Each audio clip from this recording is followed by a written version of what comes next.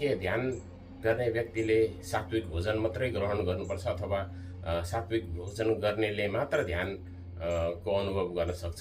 सात्विक भोजन पनि केही समय पछाडि असन्तुलित हुन सक्छ। जस्तै तपाईले बढी खानुभयो अथवा त्यही सात्विक भोजनलाई चाहिँ बढी पकाउनु भयो हैन, यो डढाएर पकाउनु भयो, बढी फ्राई गरेर पकाउनु भयो अथवा बासी राख्नुभयो, बासी खानेकुरा सात्विक खानेकुरालाई पनि बासी बनाएर खानुभयो भने पनि त्यसका अवगुणहरू उत्पन्न हुन्छ।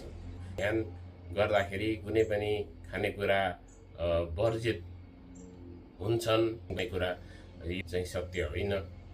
प्रोटिन, भाइटामिन्स, कार्बोहाइड्रेट, मिनरल्स पर्याप्त रूपमा शरीरलाई चाहिने भएको भएर विभिन्न खाद्य पदार्थहरू, diverse group of food source चाहिँ तपाईँले लिनुपर्ने हुन्छ।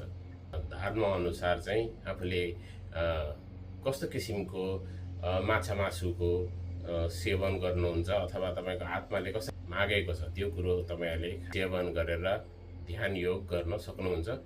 सामान्यतया खाने बित्तिकै ध्यान योग नलाग्न सक्छ अथवा खाने बित्तिकै कुनै पनि एक्सर्साइजहरू गरिनु त्यति राम्रो मानिँदैन। त्यसैले खाएको केही समय पछाडि ध्यान योग गर्दाखेरि चाहिँ राम्रो हुन्छ जस्तो